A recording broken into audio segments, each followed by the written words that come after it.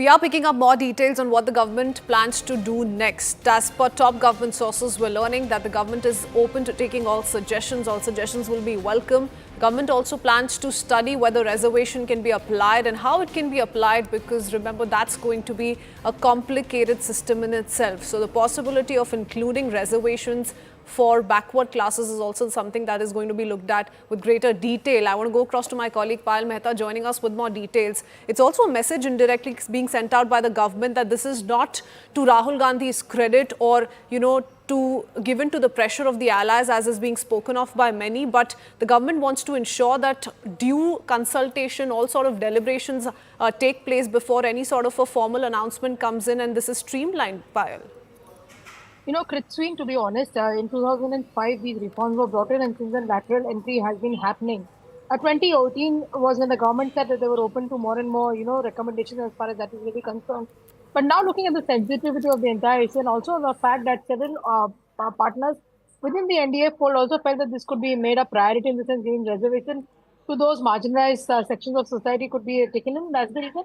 Taking a call on the enshrined principles of India's constitution, the government is going to is saying that they will be looking at all the possibilities.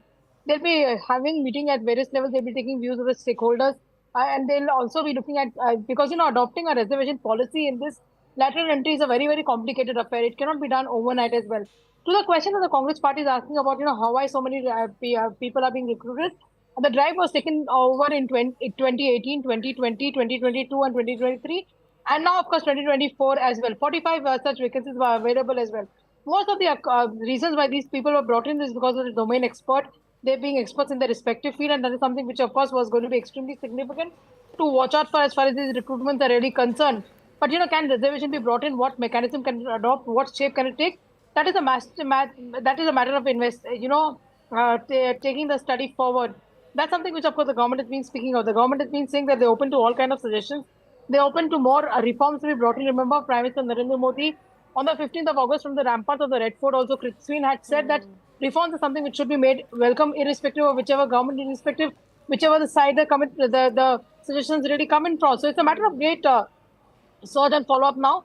But taking into account the principles of the Constitution, taking into account the fact that Constitution guarantees the reservation, to the marginalized.